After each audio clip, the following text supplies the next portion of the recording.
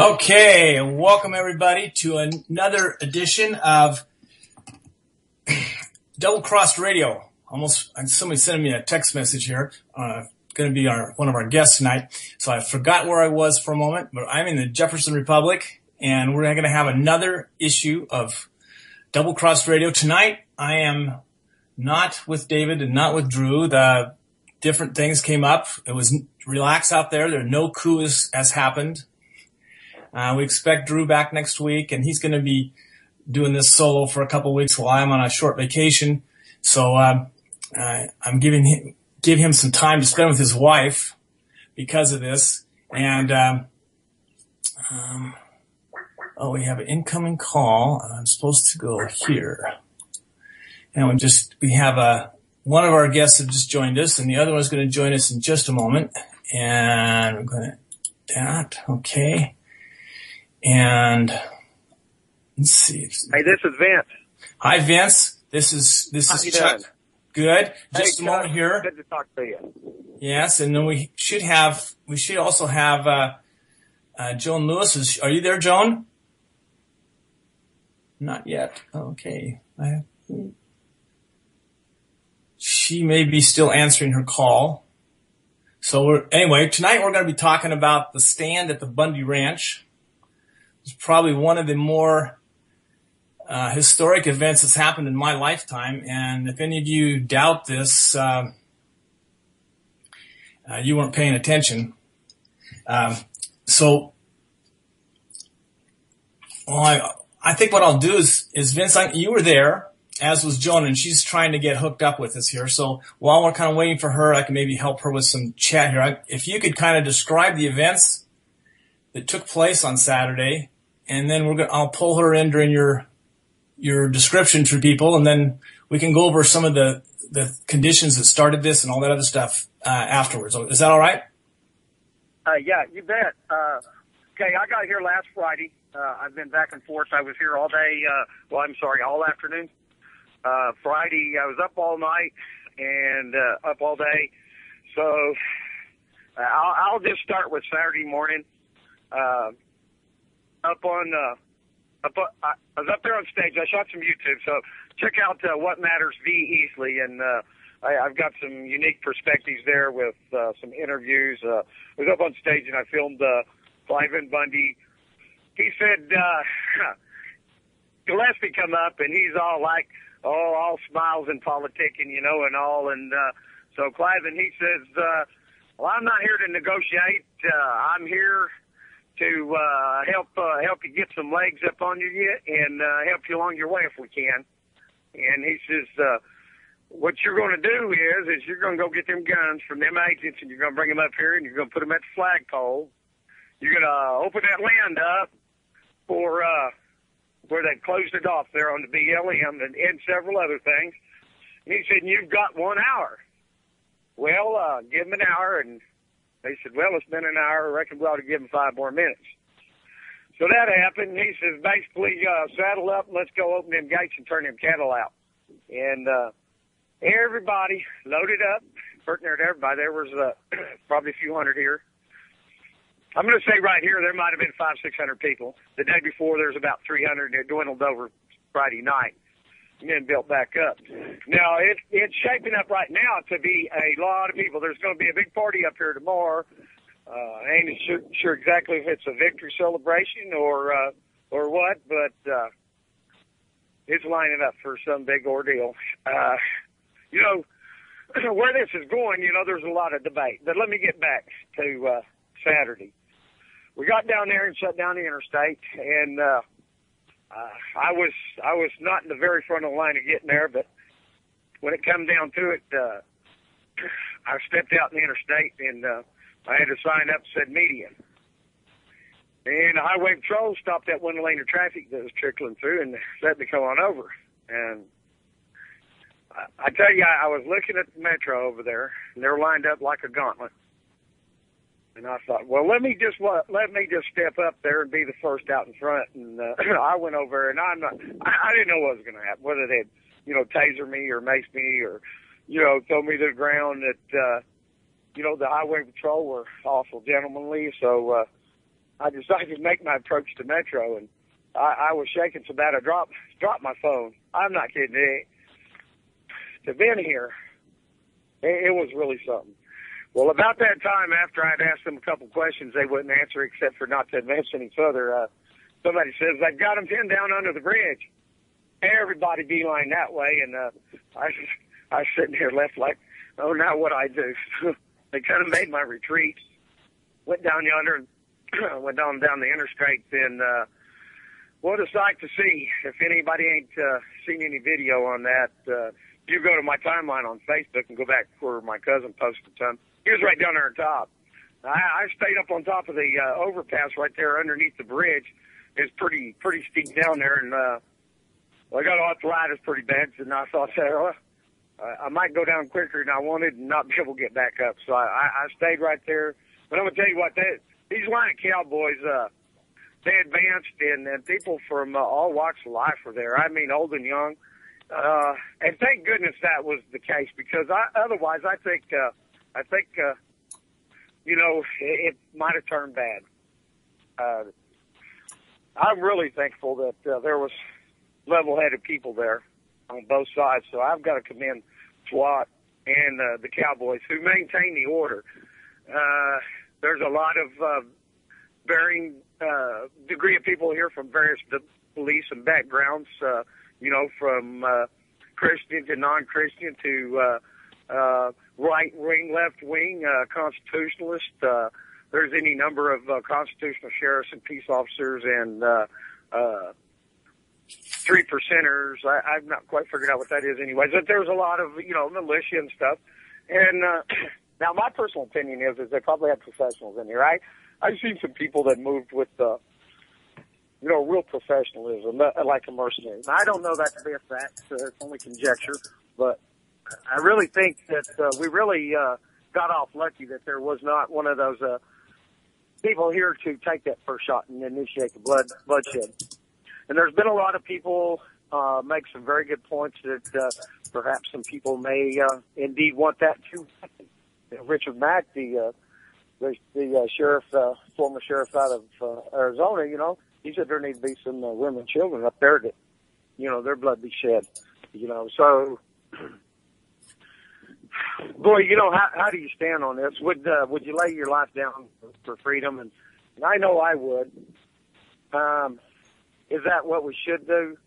Well, I don't know. I don't think so. I think we need to do everything we can to make sure that nobody goes off crazy, half caught. And I left last afternoon and got back this afternoon. I guess there's been some people removed from the scene. There was a guy here, a young guy, 20s, I guess.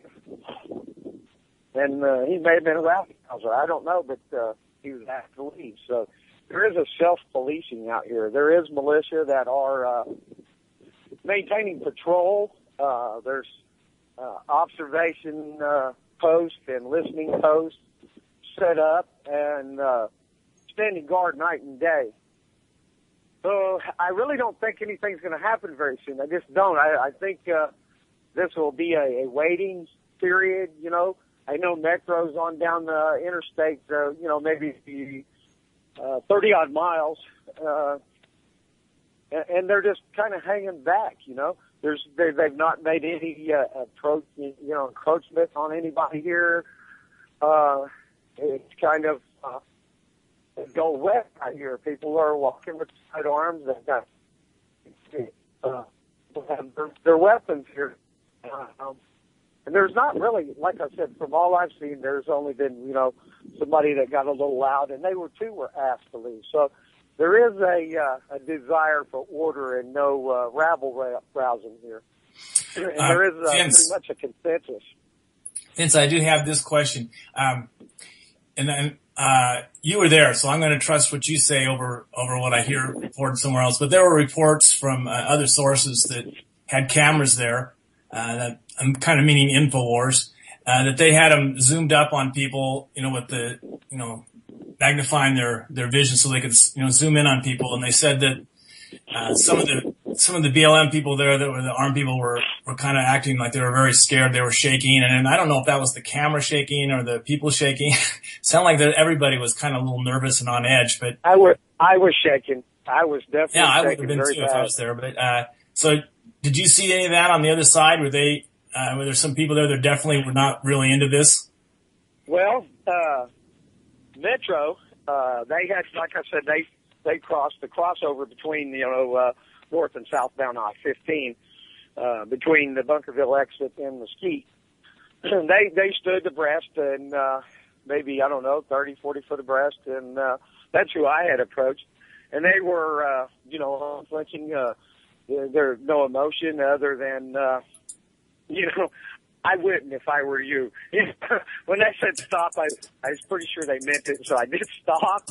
Like I said, I was shaking so bad. I dropped my phone. It's already got a cracked screen. I'm surprised I didn't break the phone altogether, but somebody was videoing, and I don't know who it was. They said they'd send me an email, but I knew they wouldn't because they were just hoping to get a shot of me getting tasered or took to the ground or whatever. So I was really scared. And at that time I got on down there, people were advancing, and I would say at least started out probably at least 50 yards from the gate. There's a wash that runs down to the river. Now, if I'm not mistaken, that was an old road right there, as I'm told. Now, the interstate through here, you can get from right here on up to Mesquite north along the old road. And, of course, the road used to go back on to different places on south, even, back towards Moapa, Glendale, Overton. Mm-hmm. But anyways, so they had a gate across right there, blocking off that wash where the old road was. And the cattle were held in way up in behind there was a quarry. And they had these cattle pinned up. I've seen the aerial photographs. They were pinned out in the open, in the desert here. Questionable food and water. Definitely no shade. And I don't know how long they had these cattle bunched up in there, but I suspect it was probably close to about a week, I guess. These people are supposed to be protecting animals or protecting rights or fall behind a tortoise and so forth. It is obvious to me that the federal government just, wants to continue their reach and strong arm tactics. So there was after they finally broke down and I'll back up. The SWAT team on the other side, man, I can't imagine that they were not shaking a little bit because were there maybe a dozen there? And they were looking at, a couple hundred anyways that you could see in front of you, armed people. And then I'm talking about from little old gals to old folks out there, It was the people that stood there, and it was like you said. It's a big, momentous time in history, and I really feel honored and privileged to be a part of it, and to have been able to witness this, or stand as witness, should I say, so that there's no misunderstanding about what it is I'm saying. Yeah. It ends up, there was like 100 cars come out there. I figured about 100. Somebody told me it was 85, federal agent cars, BLM and so forth. So I've got to figure there were 200 or 300, agents for the federal government. So it would probably been gun for gun at that point, had they all come out. But the only thing standing where there was the SWAT team. And I don't know if that was federal SWAT team or sheriff, Clark County, and that's who I guess it would have been. Those guys had to have been terrified. They were, basically they could have been, the sacrifice if somebody wanted to have popped off a shot. Now there were some rocks that rolled down the embankment, down the cement, and it's like crack, crack, crack. Everybody like ducked, hunkered just a minute and looked that way. That could have been enough to set off the shots, Fortunately, everybody was level-headed. Yeah. There's such a consensus of right here that among the people that it's just staggering what a consensus the people have here, foregoing all their differences and saying, what's right's right. Yeah. Can I ask a question real quick, Chuck? Go ahead, Kobe. I saw the guy that was at the gate with the frontline cameras, and I'm going to tell you right now, that is not someone that works for, in my opinion, and I was military for 8 years, that is not someone that works for BLM. His gargoyle glasses, his full goatee, his attire, but I will say this, his demeanor was proper, and he was at the level-headedness as your side was, which I would be on as well, that bloodshed should not happen. And I want to take this interrupt for just a moment to introduce our other guest who's finally here. She had to work a little later than normal today. Joan Lewis is now joining us. So Joan, welcome to the show. Hi, thank you. Yes. And, Vince, I think Vince might have been the person you ran into. Vince, you might have run into Joan on Saturday. She was mentioning somebody else from UCY. It might have been you. But she also was there, and as you were going through your account, she was nodding her head. She has her camera on. She was nodding her head in agreement of everything you were saying. So, Joan, do you have anything to add to him from the places where you were standing, things that you might have seen that were, maybe a little different than he did? Oh, I didn't get to hear Vince's story, but I was probably, it was really weird. We had a convoy come up from Kingman, Arizona, so it took us about 3 hours to get there.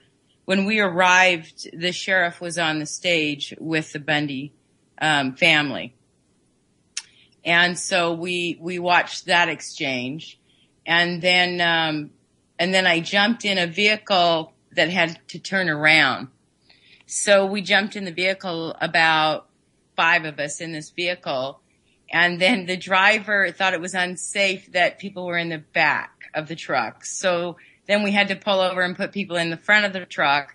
So we didn't make it down by vehicle to the actual, place where they were detaining the cows. Yeah, the wash. Yes. So towpack is what it's called. And so some people walked down, and I was really torn. I would very much have liked to have been down there, either on horseback or on foot, but I was torn between showing the pictures in real time and being more of the, sharing the information as it happened. And my phone was dead. So I really was hanging out of a diesel pickup truck, leaned over a seat with my phone charged. And the Oath Keepers, one of their points of safety ended up being where we were. We were about 30 feet from the highway, parked with several other vehicles. But I was getting reports from the stage area and down, at the standoff, and then, from others that were texting and calling me. I was actually in communication with the Arizona delegation that came, and was working with them, as well as, the Oath Keeper that was there. And, hey, Joan? Yes. This is Liberty Gal from Bullhead City. Well, this is Joan Lewis from Bullhead City. She's not really. I did meet you up here, and I know we spoke. Yeah, we did. You're right. And I don't know why you think I'm Liberty Gal. I mean, I believe in liberty, and I'm one of the Liberty ladies, but my name is not Liberty Gal anywhere. We have. My back. There was somebody else I met from Arizona that goes by Liberty. Sure. No. Yeah. So, it was all inspirational, sad, and inspiring all at the same time. I met some really great people. I love the Bundys. The reason I was there was my state senator had told me about it the Sunday before when we were at a mutual training for Campaign for Liberty in Kingman. And once I found out about the Bundy family, I started researching, and I looked at all sides. I looked at the government side of it and the tortoise side, and I come from a ranch family, so my heart, was really taken by these people that were just the salt of the earth. I come from a family of 13 also, so we had a lot of ways that we were connected. And being a constitutionalist, I knew I had to be there. So we got a team together and went up. Hey, go ahead, Vince. Hey, I want to give a shout out for Arizona, a person for the people running for state government there, Jennifer Jones, Jay Jones, who was, back some time ago, she was removed forcibly from city council and all the controversy going on down in Quartzsite, and it has been going on. And she really for liberty and for the people. And if you're in Arizona, check out Jennifer Jones. Oh, we've met. We've been friends I support her. We have a lot of candidates running for state rep in our district, and she is definitely someone I am considering. But I've worked with her on Facebook for several years. Joan is very active in liberty politics. That's how I got to know her. It's just she was a Ron Paul follower, and I was adding any Ron Paul followers I could to my Facebook friends because this was after I met you, Joan, but I finally decided I just had a standard opening hello I'd say to people, but I decided you couldn't have enough freedom-loving friends. Absolutely. Yeah. And so that was kind of the reason I was doing all that. And I found it's been very worthwhile. I've made so many great contacts. In fact, Joan was instrumental in hooking us up with Jordan Page, and she didn't get to hear the introduction, but we have Listen is our theme song for our show. Yeah, so that's great. It's amazing. So we have a lot to thank her for. And I think you two people, you have stories you could be able to tell grandchildren, and you should be writing all this down for all your descendants, because you were there at a point that could become a turning point in history of this country. I hope it is a turning point where we start to push back and win. Absolutely. I have somebody that would like to speak for the people. What's your name? Christy. How old are you? 6. And what do you got to say to the people? I like to thank all of you for helping us save the cows, and I like it because it helps the cows kind of survive. All right. Okay. What about them turtles? And those turtles are safe because they're on the mountains, and really no one can climb up those kind of mountains. So that's what I like about the desert. All right. Well, thank you, Chrissy. I appreciate it. Wow, that's awesome. Look at this is going to be one of our all-time great shows.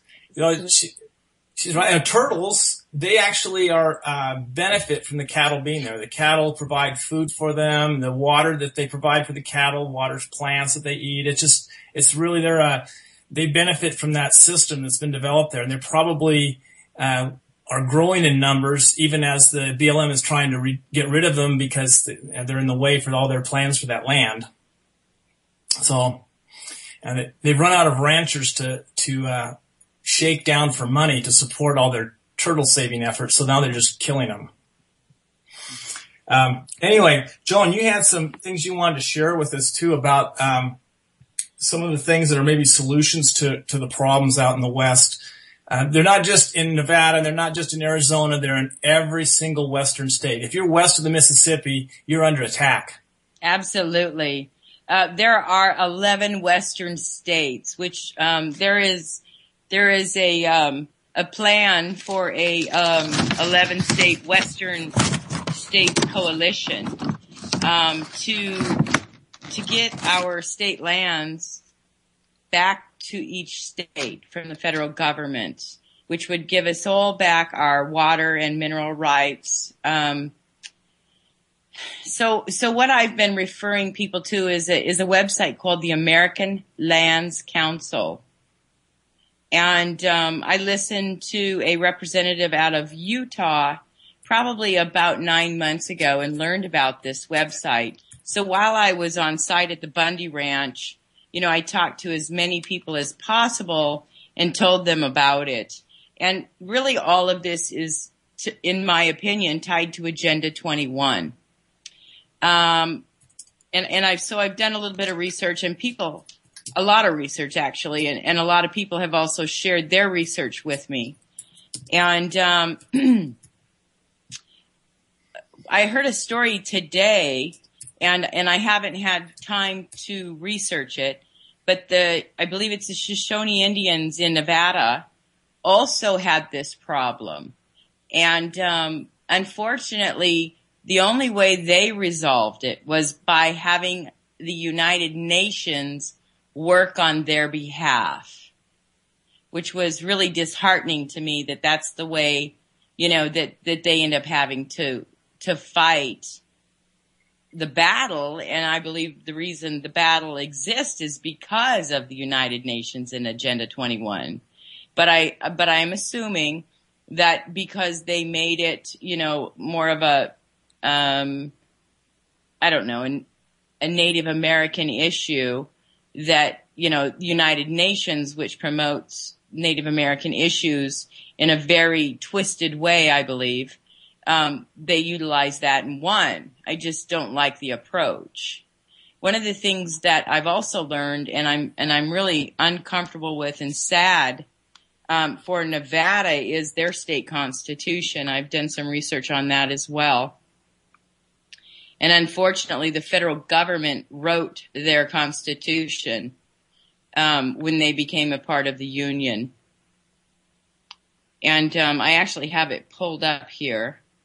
And I don't know do you want me to read this, Charles? Have you already gone over this? Okay. What it says is the Nevada Constitution gives up the state's right to determine in the last resort the powers delegated to the federal government and hands it to the Supreme Court. So, what it really means is whenever the general government assumes undelegated powers, it acts are unauthoritative, void, and of no force. In the long of it, let's see.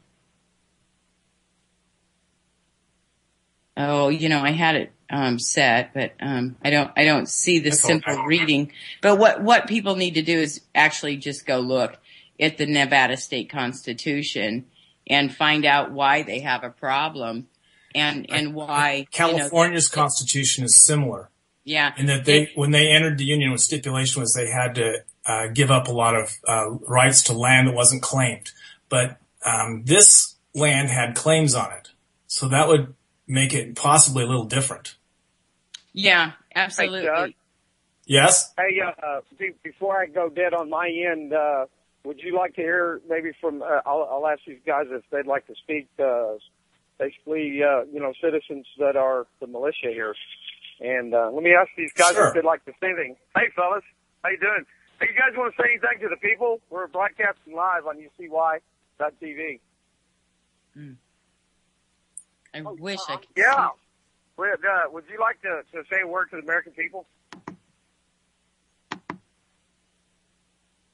It can be as simple as just hi. What I'd like to say is that I've seen people out here quit their jobs, come out here. I saw a Korean Marine, a veteran from Korea out here at 80-something years old, willing to do what is necessary to secure our freedom. My question to you, where are you? Thanks, sir. Let me ask just, anybody would like to say a word to the American people live on radio right now? UCY.tv, Cross Radio, out of the Jefferson Republic. Yes. Well, hello, America. We are at the heart of what's happening. It has to do with the American people having a conversation with the overreaching federal government. And we're real pleased. The people here, the militia type people, are professionals. I've never seen anything quite and just systematic and, no crazy that does things. And we wish you were here. And tomorrow we're supposed to have a big group of people. Now, Senator Reid here of the state of Nevada, he just decided that everybody that supported the Bundys were domestic terrorists. So we're going to have a big group here. So I think I'm going to start a T-shirt. Have everybody yell out. Proud to be a domestic terrorist. Senator Reid, we are all domestic terrorists. That's how you want to title it. Hey, we are the media. Okay. So, you spell that with as a Bush might pronounce it, a tourist, and stuff like you. Hey, Chuck, thanks for having me on. I'm gonna Okay, Vince. Hey, keep up the good work, man. I'm All now right. sandwiched in between the Australia Effect and Double Cross Radio, so I couldn't be in a better spot. Oh, Vince, you're awesome. It's a great lead into our show every week. Deliver a big audience. Thank you very much. Awesome. Thanks, everybody, for joining in and for my guest last hour, and Chuck Ocelli producing for me. Wonderful. And, again, thanks again to you, Chuck, to Drew, and to David, and everybody involved. And, hey, everybody in chat, I'll be calling a few of you guys tomorrow and talking personal. So love and peace, y'all. I'm gone. Okay. The caller was bringing up Harry Reid's comments about all the people that were there being domestic terrorists. And I'm gonna make a shirt that says, "I'm proud to be a domestic terrorist." That's gonna be the front, and the back says, "It sure is better than being a treasonous traitor like Harry Reid." I wear extra large. Okay. Thanks, man. I'll take a V-neck, ladies, please. Okay. Talk to you later, Joan.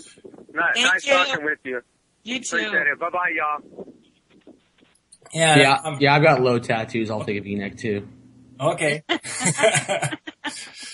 Colby, that's great. Now, Joan, you were talking about it was the Shoshone Indians, correct? I believe it was the Shoshone. I think that this is so typical. I want to clarify, it might be Paiute. Okay. It was an Indian tribe in that area. Yes. And there are several. And this is typical of what happens when you have either a mercantilist or a fascist or some kind of a totalitarian government, is that you have to have, it's the person with the biggest bankroll is the one that gets the longest audience with the people in control. And they're the ones that get to write the laws. They're the ones that get to start up whatever is going to be policy. They get to write policy in a lot of instances. And the Indians just aren't rich enough, and so they got the short end of the stick. Poor the Bundy family, they're just one family that's left, the only family left with cattle in this open range. And so, there's no way that they can compete with some Chinese energy company that has hired Harry Reid's son as their lawyer, and were able to buy $30 million worth of property for $4 million. I mean, just no way they can compete with that kind of a wallet. And so that the government just, rolls over, and we, the people, get screwed. Absolutely. And I did do some research on that American Lands Council website, and the federal government manages, because they don't really own it, we own it. Yes. Yeah. They manage 84.5% of Nevada. Yes. And the state of Nevada manages another 4%. So there's 90% of that land is just locked up. Basically, the federal part of it, they just put chains and fences across the roads and say, you can't come in here. This is our property and we can't even use it. Yeah, I wrote down how many acres they locked up. In March 2014, before this all went viral, the BLM closed 322,000 acres of public land. And that's when the Bundy family, or Clive and Bundy, filed a notice to the sheriff titled Range War Emergency Notice and Demand for Protection. So that was going on 30 days before we all showed up. Yeah, I had started to hear just a couple of things here and there about 2 weeks before all this flared up. And I imagine that was in response to the lawsuit or the request that he made to the sheriff. They were starting to get some publicity out on it. Right. It was pretty quiet, though. It wasn't a lot. Absolutely. I think Chuck and I actually heard about this when we had the sheriff's candidate forum, because Ray and Loma brought it up, who are from Constitutional Association of Yes, Joan, you may have run into Loma and Ray at one point in time. It's two women that belong to the Constitutional Sheriff's Association. I think they've been down in the Arizona area a couple times for conferences. Yeah. It's Loma Wharton and Ray Kopetka. Yeah. I don't remember their names. I've met so many people. But I've been to several meetings. I've actually, been involved since 2008, pretty heavy. So I've been working with, Richard Mack and and a lot of the Liberty folks. So I've been to several of their events. Yes. You're a very well connected person. Well, I'm just a Liberty junkie, and if I go on vacation, I usually go on some kind of Liberty trip. So, and I'm very fortunate right now that where I work, and I work at a hospital, my chief officers support what I do. They were praying for us all. They were worried for us. They were happy to get the reports. They said congratulations when I came back. And, it's just, I'm really, really blessed that I don't have to worry about that. And I used to work for the Navajo tribe for 7 years. And they were supportive in a lot of ways, but I always felt uncomfortable. I don't feel uncomfortable now because they publicly, face to face, tell me they support what we're doing. And there's so many people. When we were in Mesquite, we talked to lots of locals. We stood next to I would assume a legal Mexican immigrant family, from on Saturday, and they were standing there bawling and cheering with us when those cows were released. A man, Sergio was his name, at the gas station. I ended up with a flat tire after I helped feed baby calves the night before. I ended up with a flat tire the next morning. So I missed breakfast at the ranch and had to go to Big O. But I was getting gas, and this Mexican guy that was working there and dumping trash, very sweet and humble, asked us where we were headed. And so we told him the story, and he said, well, he'd heard about this, and he's right there local, but he didn't understand what was happening, and he didn't know a lot of people, and he didn't have a TV. So we told him about it, and he stood there and bawled. We went to a restaurant and met the waitress, and she brought the cook out, and we talked to them.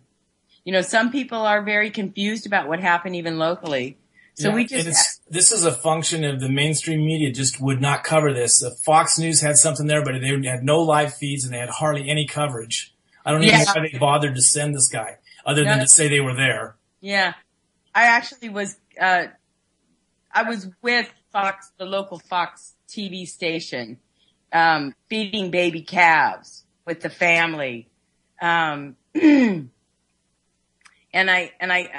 think my hands made it on national television. As I was holding the calf. Hand model. The kids were bottle feeding the calves. So it was a bleep. Yeah. Well, the alternative media scored huge numbers having live coverage of this. There were a couple different people streaming live out of there. And Alex Jones reported that they got their stuff back from their internet provider. They had, between their two main sites, InfoWars and Prison Planet, they had 6 million unique IP addresses watching during the day. Oh, that's awesome. Yeah.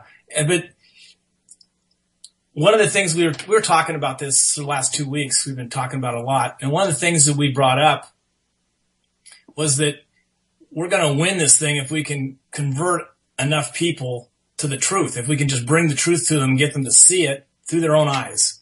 They can't adopt our vision. They have to see it for themselves. And we can't always take them to the site, but we can describe it. We can tell them where they can look up the facts, where they can see the live video. They can see the YouTube podcast and all this other stuff. So they can actually witness this is a historic event. They can witness it themselves, and they can see how our government is treating us as the citizens, the people that should be the masters are being treated like slaves. And if we can turn one person a week, if all of us can turn one person a week and have that person go out and turn another person a week onto this information and get it the truth to them, in a short period of time, we'll have vast majority of the people of this country on our side. Because the truth doesn't change. It's always the truth.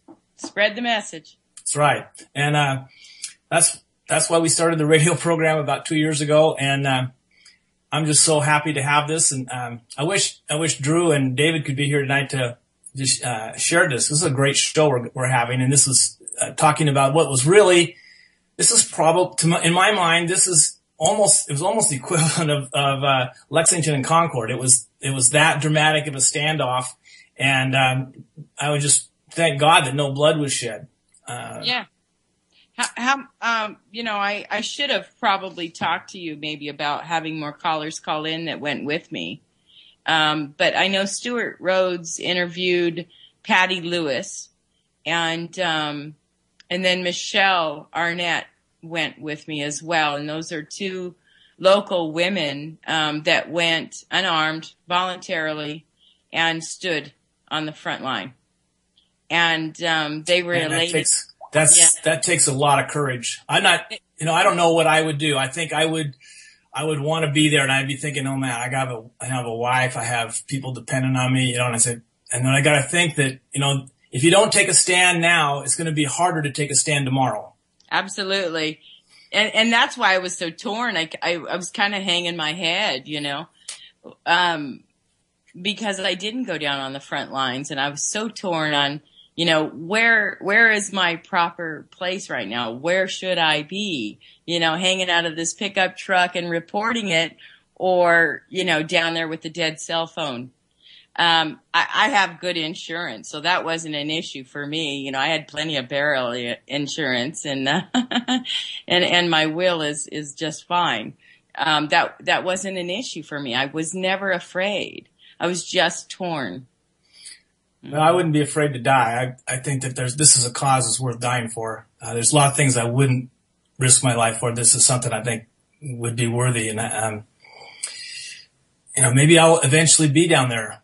If you come like it's over.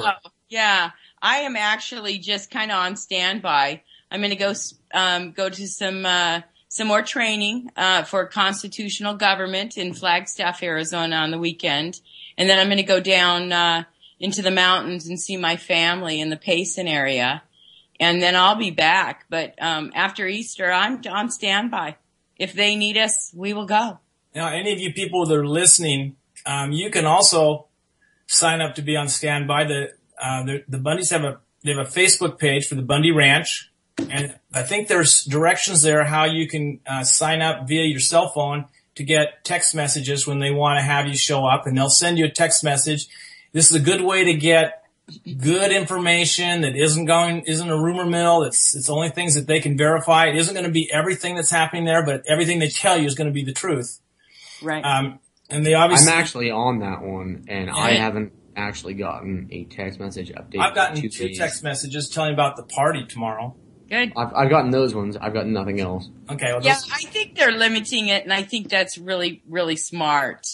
There are so many rumors, and when I spoke with Amon when I was there, and I was trying to verify any information because people were texting me asking, to verify or squash some of the rumors that were swirling around.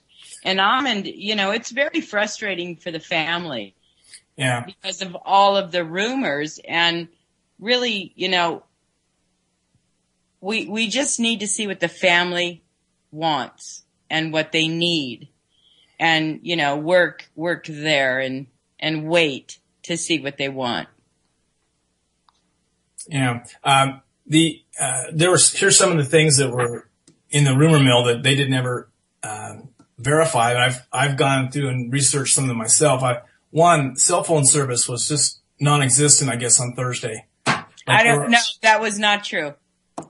I think probably what happened is there were too many cell phones there for the towers, or too many people trying to use them. But whatever happened, by Friday it was okay. Yeah. Well, I had friends that were out there, actually from Pahrump, and he had to stand in certain spots up a little ways away for his cell service to work. Mm-hmm. But my AT&T service, it behaved the same as it does anywhere else. It drops. So that's an even better explanation. Is that depending on your carrier, they may not have gone to that "can you hear me now" thing yet. Right. Well, it's not just depending on carrier though. No, I don't think it was, and I'm sure I have no doubt people were screwing with us as much as they. I know I've been to like football games, college football games up in Corvallis where you can't get a call in or a call out because there's so many people using their cell phones. You're talking about towers that are built to actually sustain a certain amount of input output. Right, and they're not built for overloads. If you overload that server, it's a done deal. Yeah. So whatever happened, there was maybe limited servers, so the people were standing in the wrong spots. Yeah. Could have been too. But it not started a overload. rumor. It started a rumor, and so after everybody figured out where they could stand, then it was okay from then on. So that wasn't a problem. There was the story about the FAA closing the airspace, which they did, but we were thinking maybe it was something to do with attacks, or they wanted to have their helicopters there, or maybe drones. I think they just did that because the ranchers were flying over trying to find the cattle, and they wanted to keep them out of the air. That's probably one of the many reasons. And it's usually the simplest explanation is the one that's the works, although it could be something, more convoluted, but I think they just didn't want them to find the cattle yet because they were trying to ship them out of state. Yeah. Well, I come from an aviation background, and I can definitely say that the fact that you guys had people for free taking pictures in the air of what's going on the ground, that puts a better judgment in your path of what's really happening. So it's not a bad thing at all. I've done aviation I was 8 years military aviation. I mean, I busted pot crops, which is against habeas corpus if you think about it. But, and now I know that. Didn't know that before though. Well, thanks for knowing it now. Yeah. Colby's a Campaign for Liberty guy. Yeah, I'm actually one of the head coordinators in our county, but three of us. But the thing is that's you guys gaining information from the air, and they actually saw that on Facebook. Once they see aerial pictures on Facebook, it's mainstream. Everyone's got it. That means there could be someone in the air videotaping them with any actions they're doing whatsoever. That's OPSEC. That's operational security. That means that you have no footprint over anything that's going on around you. You are pinned down. That is a no-go for anyone that has any military background that makes complete sense. You don't let it happen. Yeah. Yeah. Sounds like a valid, explanation. I had one other thing I haven't been able to chase down yet. And I heard this on Alex Jones' show. He said that 2 weeks before this went down, a kid was riding a bicycle on the area that they had blocked off, and he was trying to run away from the BLM told him to stop or something. He didn't stop, and they shot him in the back. I don't know if they killed him or if he was just severely injured or what happened to him, or even if that was a true story.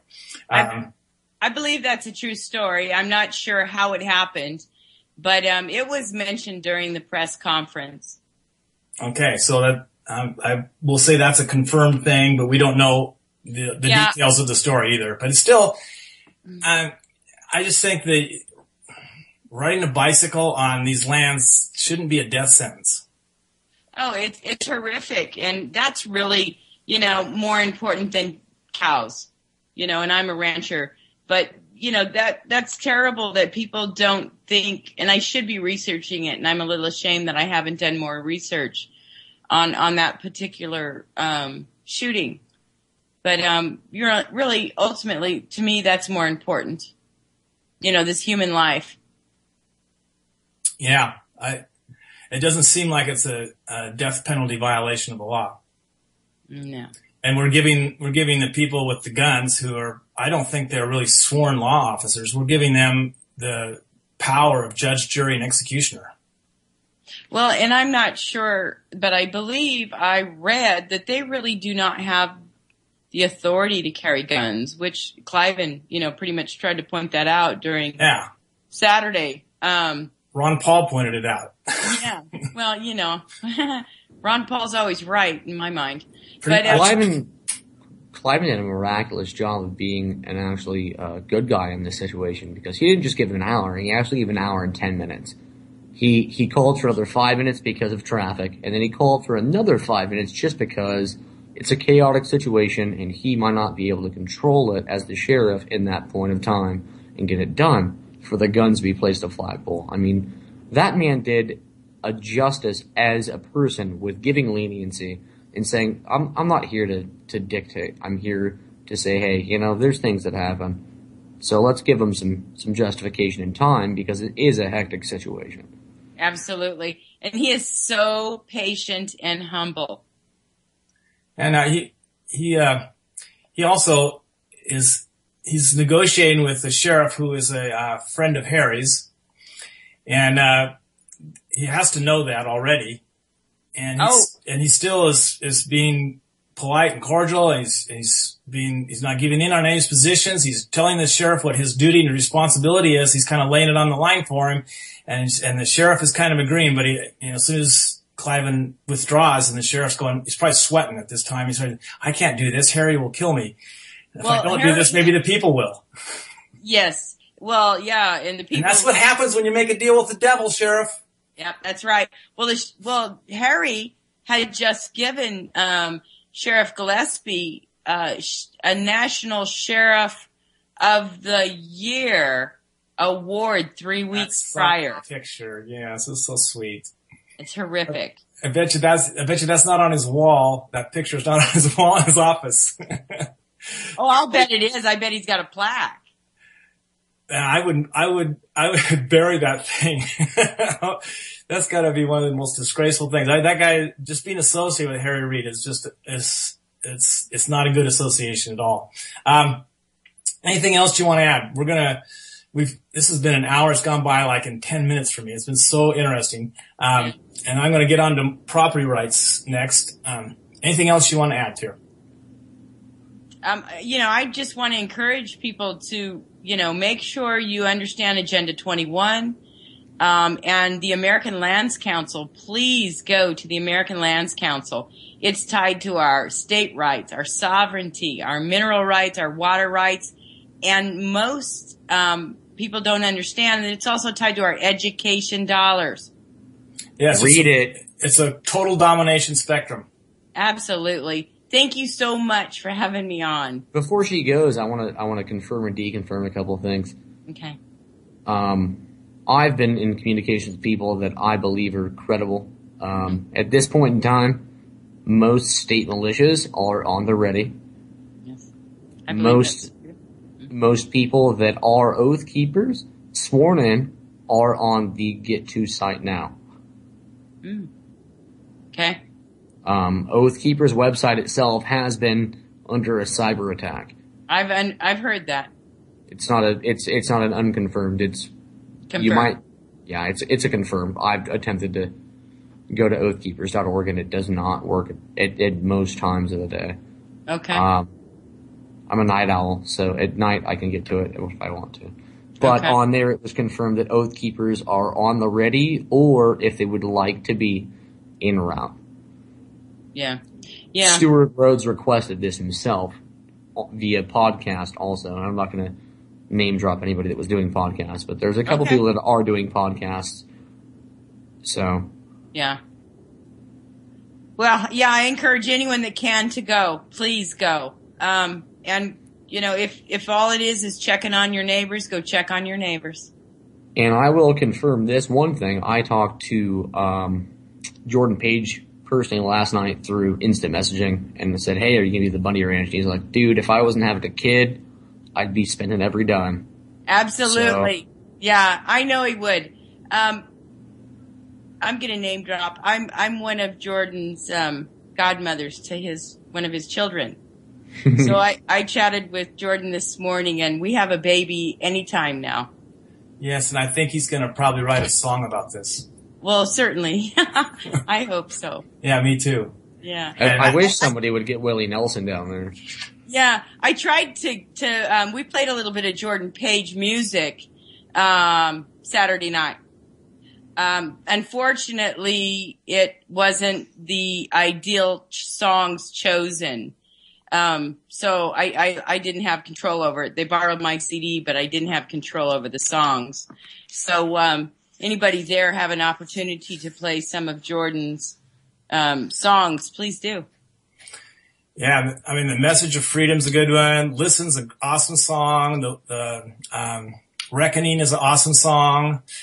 You have your chance to. So make your choice. That's what it is. You have the chance, so make your choice. That's a great line. It's a great song. Yeah, I think it's track 14. Well, on mine it's number 4, I think, Reckoning. Oh, good. Okay, good. You might have a different one.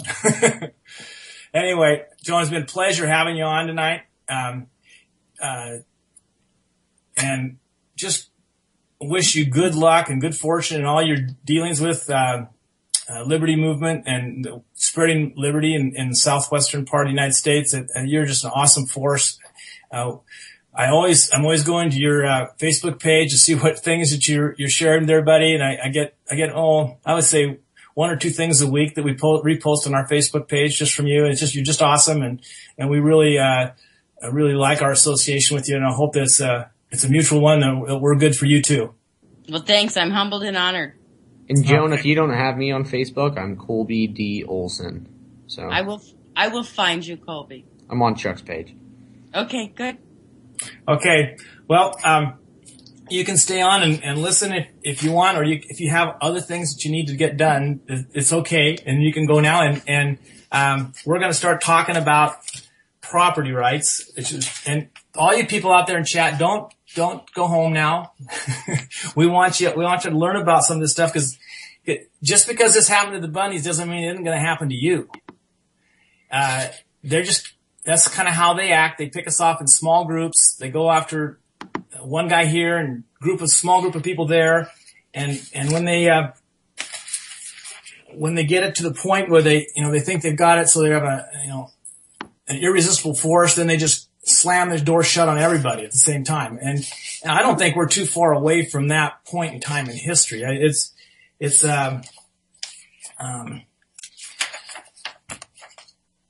You don't know what it's like to be under the microscope of the federal government. They'll harass you with the IRS. They'll harass you with federal agencies that can dictate to you things that you can do and can't do. They'll come away and they'll take away your means of providing a living, so you'll have to rely on the charity of strangers or the government, so you become dependent on them. It's all a part of their program. And if you don't believe me, read Ploward and Cliven, or Cliven and I think I get that right. It's there are 2 political science professors back east in the 60s and 70s. They wrote this book about how to take over America. And man, you read it and it's all been going on since they wrote the book. And it's one of the things that Glenn Beck talks about a lot. And I don't even like Glenn Beck, but I mean, I think Alex Jones gave him that information, and he started talking about it because it's a book. It's been published, and all the things that they said in there are happening. So he never mentions that Alex Jones probably is the one that sent it to him. But our country is under assault, and it's not the government. They've already taken over the government. Right now they're trying to take over the rest of us. And our strength and our power is our ability to be industrious and to create wealth and to form associations with like-minded people. And that is what keeps us powerful and keeps them at bay. And if we don't stand up for people like Cliven Bundy, I think Cliven Bundy is an awesome person. If Joan Lewis is somebody that I really, really, really respect, if she thinks that he is really a respectable person and somebody that's worth giving your life to defend, and she certainly said that, then I would go along with that too. I'm sure that I would feel the same way. But if we don't stand up for people like this, if we don't take a stand with these things, it's just a matter of time before they're coming for us. It's just like the famous quote from World War II. The Protestant minister in Germany said that at first they came for the mentally insane, and I was not mentally insane, so I did not say anything. And then they came for the Jehovah's Witnesses. I'm a Protestant, so I did not say anything. And then they came for the Jews, and I wasn't Jewish either, so I didn't say anything. And then they came for the Roman Catholics, and I'm Protestant, as I said, so I did not say anything. And then I came for me. And then they came for me, and there was no one left to stand for me. And that's how it works. That is their strategy. And Liberty Gal is mentioning in chat that we've already brought this up, Liberty Gal, but it's okay to post that because that is an awesome article. that Harry Reid says that the Bundy supporters are domestic terrorists, and we say that Harry Reid is a treasonous traitor. And I'd rather be I'm proud to be a domestic terrorist if that's what Harry Reid says we are. And it's time we just turn this around on him and let him know that they can call us names all they want. It doesn't hide the fact that Harry Reid has sold his country out, the people of this nation. He sold them out to Chinese interests so his son could make a ton of money as their lawyer in America. Yeah. And Harry Reid, you're just a piece of scum. I mean, I wouldn't even use you to scrub my toilet. I wouldn't want you anywhere near my house. You're just a piece of trash.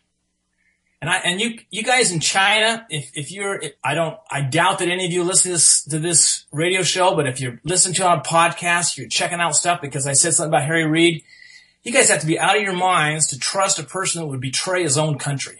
You just got to be out of your minds. How can you trust someone that would betray his own country? I mean, just think about it. So, Liberty Gal, thanks for adding that. I guess that tells you what I think about Harry Reid. Now let's just go into a few things that are facts that we kind of brought up before too, but I want to go into a little more detail. The Chinese company that wants to build this solar farm there, and some people say that's been scrapped. I doubt it. Chinese aren't like that. They have real long-range vision. It's been temporarily suspended. It's just how they are. They're finding other ways to get their nose under the tent and get this going. But this was something that they were able to purchase land in Nevada that had an appraisal value of somewhere between $28 and $32 million. And they purchased it for $4.5 million. The lawyer that helped him do that was none other than Harry Reid's son. And so now they have this land, but they can't really do anything there because one of the 53 ranchers is still ranching his cattle. He's still working as a rancher, and he's selling cattle, and he's making a living there as a rancher. And they can't have cattle there because they're going to bump into the solar panels and break them and break the wires and maybe eat the wires or whatever. And so they're incompatible with their plans that they have for their solar farms. They're going to have to spend more money for fencing around them and things like that, and all that sort of thing. So they don't want him having them there. And they're trying to get him off there. They offered to buy him out.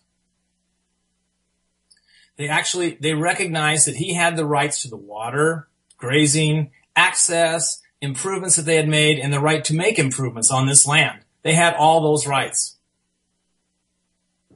And they wanted to purchase those rights and purchase his farm for him, his ranch, and just take over that area. And they gave him a buyout price, and he looked at it and he said, well, this ranch in operation will provide me with enough income to live here the rest of my life.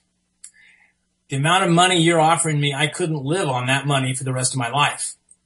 So no deal. You have to give me a substantially greater amount than this, because I have to be able to replace the standard of living that I have here with the money that you give me, and what you've given me is not enough. So, it's obviously they were trying to lowball him, trying to scare him out of it, make things worse for him. So instead they turned to different tactics, and we have something here that is from the BLM's own webpage. And they're talking about cattle trespass impacts.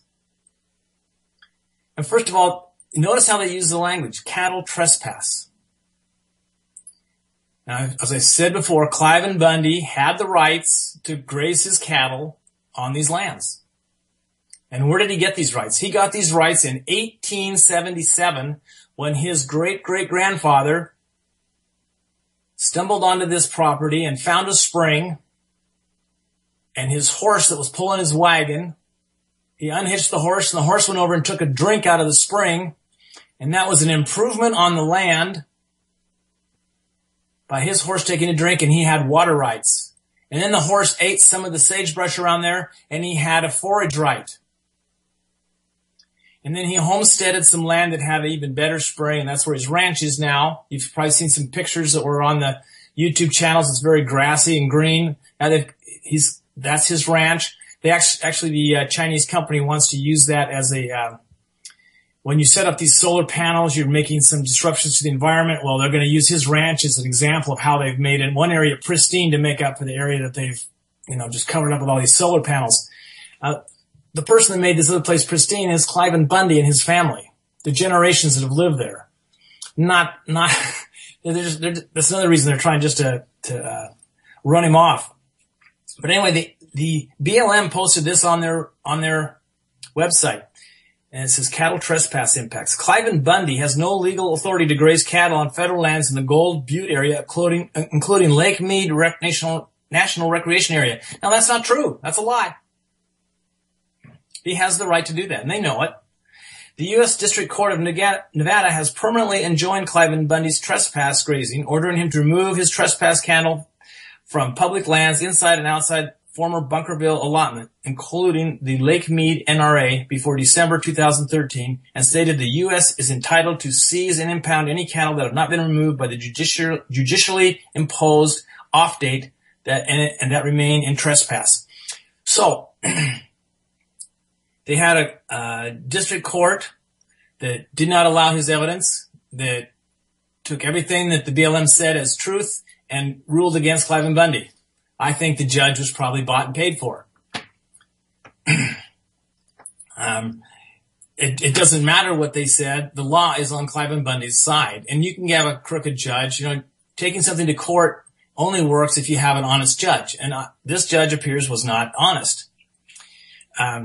Large number of trespass cattle on the federal lands are feral cattle that can pose a threat to members of the public. Oh, really, there's lots of people out there on these lands. They have them chained off so no one can go in there.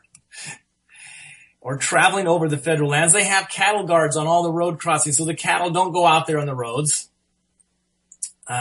This is the trespass cattle also cause damage to a single private property vehicle. Great. That's just awesome.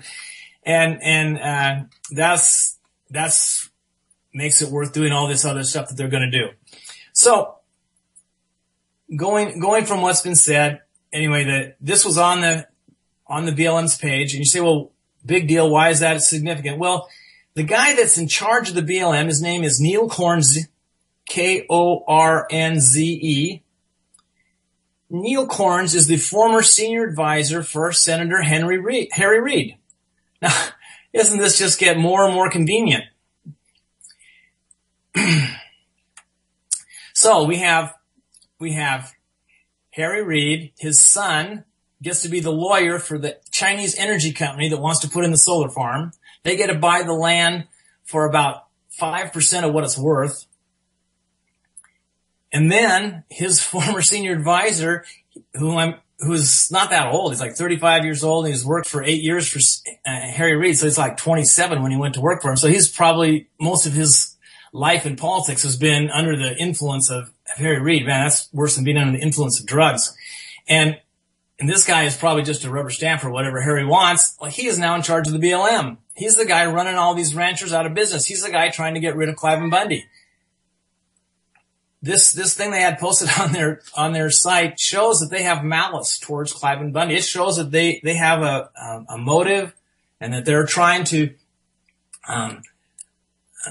get rid of him, whatever. And the fact that excuse me, the fact that this existed is just like a smoking gun. Well, it even becomes a double smoking gun in that they tried to take it down. They took it down. It was on the Wayback Machine for, it was on the Google Wayback Machine. It was on another Wayback Machine. They scrubbed it off of one of them, but the Google one still remained. And I was able to go there and print out a copy. But I'm not sure if it's still there or not, but I have a printed copy of this.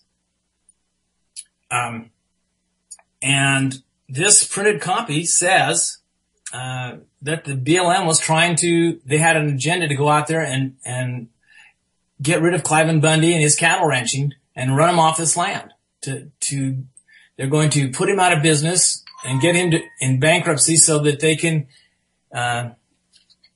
they can take his land and go on with their deal. And that to me is one of the smoking guns is that page. And I will probably do a scan of this sometime this week or over the weekend.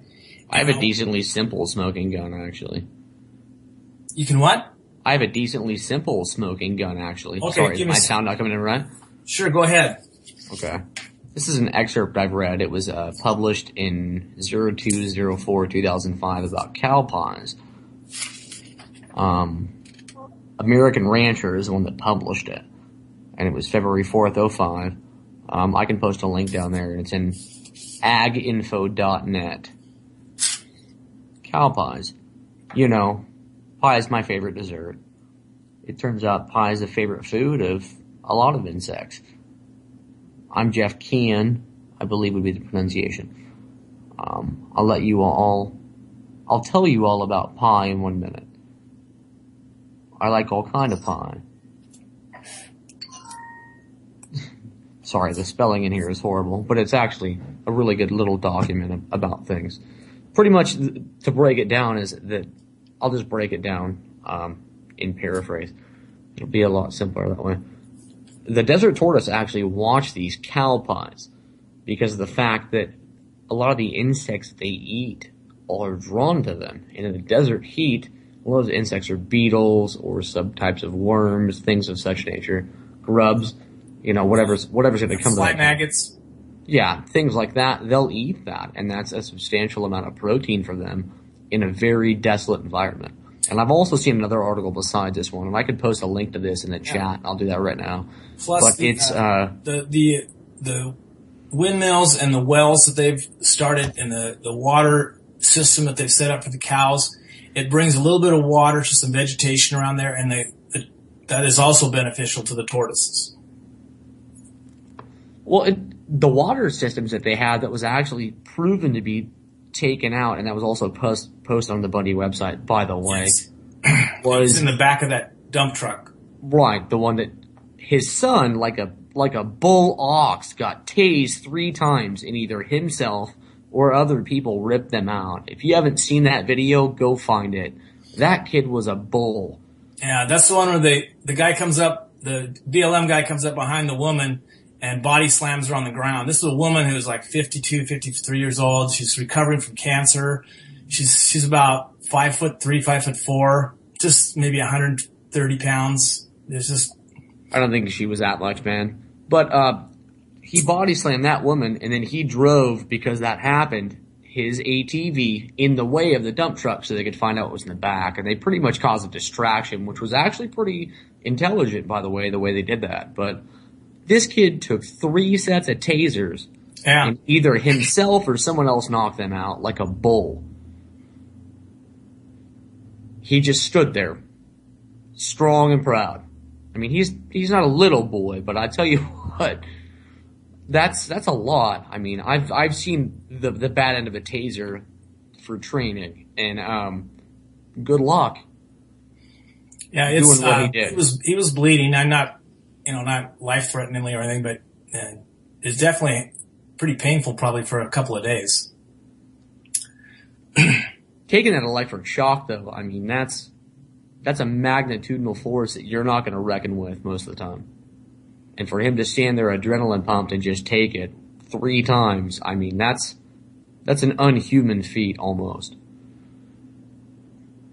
Yeah, and all the while when he was doing this, there's 2 other guys there with German Shepherds, and the German Shepherds are wanting just to tear into him. And there's these 2 guys aren't quite big enough to hold those dogs back, and they're kind of inching their way closer and closer to him, and they finally get the dogs under control. I think that they weren't trying to get the dogs under control. They were trying to use them to try and scare people, but everybody would just say, "No, they're just dogs." Country people in a ranch, they kind of know how to, they're not afraid of dogs like people in the city are.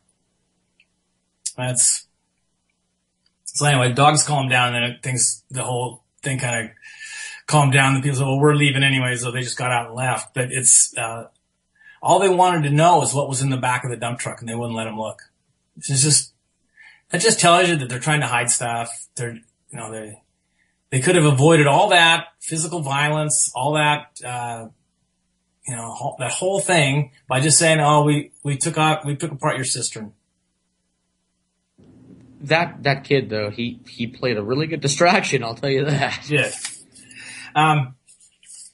So anyway, the BLM was formed in 1946, and Cliven Bundy's claim for this land is 1877. When the BLM was formed in 1946, it did not have any authority over this land. Now, at that time, it combined two agencies. One was the General Land Office, which is the office that you would go through when you wanted to file a homesteading claim. And there were people still homesteading, I think, even up until just maybe 10 or 15. There might even be people homesteading today. I don't know. There's not very much good land out there or land that you can make. The state of Alaska still has a homesteading act. Yeah, well, that would be through that General Land Office, which is part of the BLM. And then they also had an agency that was called the U.S. Grazing Service. And at that time, the U.S. Grazing Service had no power. All they did was coordinate the efforts of the ranchers so that they didn't have overgrazing. They would just try and ration the number of cows that each rancher could put out onto the lands to graze, because the vegetation is pretty sparse. You need about, I think I heard over the last week, you need between 50 and 100 acres per cow in order for to have a sustainable area. So if you have 50 people there and you have 600,000 acres, each guy can have a herd of maybe 200 or 300 cows if they want. If someone withdraws their cows, then they'll split those, the availability up among the other people that want to do that if they want to. And if someone doesn't use all their allotment, then I think someone else could probably buy it from them or whatever.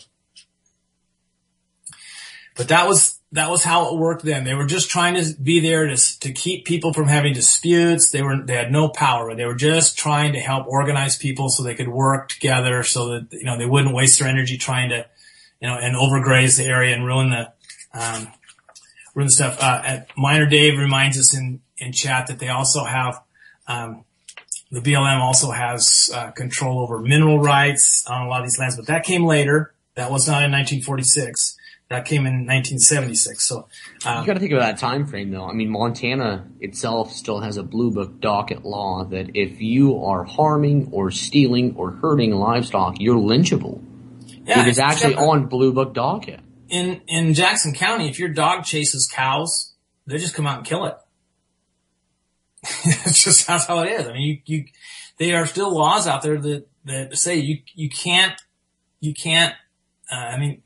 Livestock are a people's way of making a living. It's the same as stealing from them. When you go and you cause them to have a heart attack and die or something, that's the same as taking money out of someone's wallet. And they treat it pretty seriously. They used to hang cattle thieves because that's someone's life at stake right there. And they say if you're taking, that's actually what I'm saying, Joe. Yeah, and that's the same thing in Montana. It's very serious. In Nevada, all the ranchers have their own brand, and they have their own brand so that people don't steal their cattle, so they don't have arguments over that. And there's a brand inspector. No cattle can be sold at auction if it isn't signed off by the brand inspector and the cattle owner, the person who owns that brand. They both have to sign off on it and say, yes, this is a legal sale. It actually goes farther than that. None of them can leave the sovereign state. Correct. And that's the one law that kept the BLM from hightailing it to Utah to a meat packer that was going to slaughter and pack the meat. As nobody would take them because they didn't want to break the law. They didn't want to, the BLM. On 1 second on that one. Hmm? I got one interjection on that one. Okay. The actual governor of Utah came out and said, those cattle are not allowed in my state. True. This has been confirmed. The actual governor of Utah said, because of the laws of Nevada, you were not allowed to cross my state line with those cattle. And that shut the entire operation for them to sell his cattle down. Yeah, and that's probably the only thing that saved the Bundy's cattle is there are still some laws on the books that protect our property. And they're not very many of them. And one by one, they're trying to get a precedent set or some other things done so that they can go around those laws and steal our property, steal our way of life, steal our lifestyle, and steal all of our rights. So we have to do whatever they say from that point on. It's going to be East Germany all over again. So anyway, in 1976, the Congress passed an act which gave the BLM more power than they had before. Now they had power to administer a lot of the public lands that were previously administered by the Forest Service, and the Forest Service was doing a crappy job, so they thought, well, gosh, the BLM's doing such a wonderful job with these grazing people, we'll give them this, but they gave them more authority kind of because the Forest Service had a little more authority, and that just screwed everything up, because as soon as they got a little bit of power, then all of a sudden people knew that if these people have the power to do something in our interest, we can pay them off to do those things in our interest, and we don't care who it hurts. And so they became corrupted almost immediately with this power. From 1976 on, they began kind of a war on the ranchers and the forests and everything else, the mining communities, everything else. They come in and the ranchers didn't really ask for this, and they're providing this free service of helping to, allocate the grazing rights. And then all of a sudden, this act passed in 1976, and all of a sudden the ranchers are being charged all these grazing fees for a service that was being provided free before.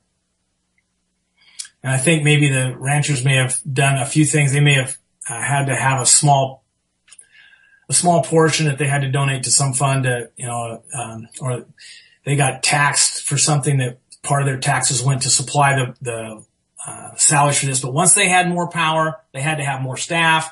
They had more staff. They needed more money. So they started charging these guys grazing fees. And now they have a way to put the power to tax is the power to destroy. And grazing fees are nothing more than a tax. They're a tax on a property that you have a right to. The right to forage. It's a tax on that property right. It's a tax on the water right. So they can impose higher and higher and higher grazing fees per cattle until they could start driving out of business the ranchers that were the least profitable, because they're the ones that are just barely making it. They're the first ones that can't afford those extra fees. They have to cut back on their herd, and now they don't have the economies of scale to make enough income to pay for anything. Maybe they've gone too far into debt. They're not very good at managing money. They might just have a crappy piece of land. You don't know what it is, but one by one they were all starting to disappear. And we come to fast forward to today, Cliven Bundy is the only person left in that area out of 53 ranchers that were there just a few years ago in 1976. He's the only one left. Because they've picked him off one at a time. And he says he's not leaving. And I believe him. He says he's not leaving, and if there's something that he can do to save his land and save this, he's going to do it. Whatever it takes is what his exact quote, I think, as he says, is I'm going to save my rights, and I'm going to work to restore my rights and my property, and I'm going to do whatever it takes. And I said, what does that mean?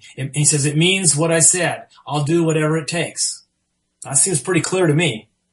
He says, if you're going to make him, if you're going to, want to goad him into some other kind of action, he's probably going to do it.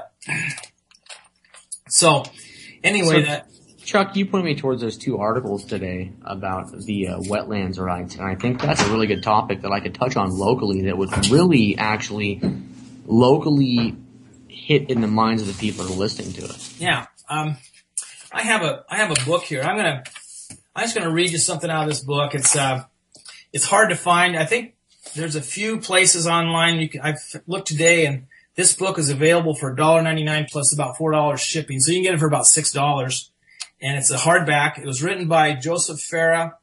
He's the guy who started WorldNet Daily. And Congressman Richard Pombo, who used to be a congressman from Northern California. It's up in the, I don't remember exactly which county he came out of, but it's the congressional district that's most of the counties that want to be in state of Jefferson, or the Jefferson Republic, or whatever you want to call it. So they just started the book off with a little story, and I want to read this to you. I'm not the best reader in the world, so bear with me. I'll try and make this very interesting. I'll change my vocal inflections and stuff. Imagine you have just purchased a 2-bedroom condo in New York City. You have saved money for 10 years to buy it. It is conveniently located, has a beautiful view, and you plan to turn one of the bedrooms into a home office for your consulting business. You paid $300,000 for the condo, and you are thrilled to have it. After signing the check for the down payment, you are all set to move in your furniture, computer, and personal effects, and you hear a knock at the door. 2 armed agents from the U.S. Fish and Wildlife Service want to talk to you about your condo and your plans to run a consulting business from that second bedroom. You see, your condo has been designated a critical habitat for the endangered Manhattan cockroach.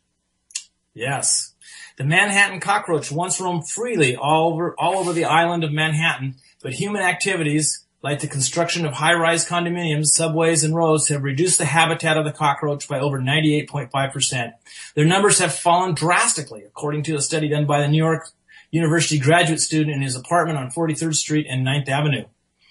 Late August, he discovered 20 roaches in a 3-hour period. This year, he could only locate 10.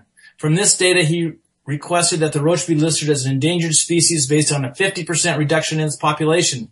Since no one submitted contrary claims to the Fish and Wildlife Service, it used this as the best available data and made the listing. As a result, the Fish and Wildlife Service agents say that your second bedroom must be set aside for the cockroach. You are not allowed to put any furniture, clothes, or computer equipment in that room. You may not vacuum the floor in that room, as you may eliminate the cockroach's food supply.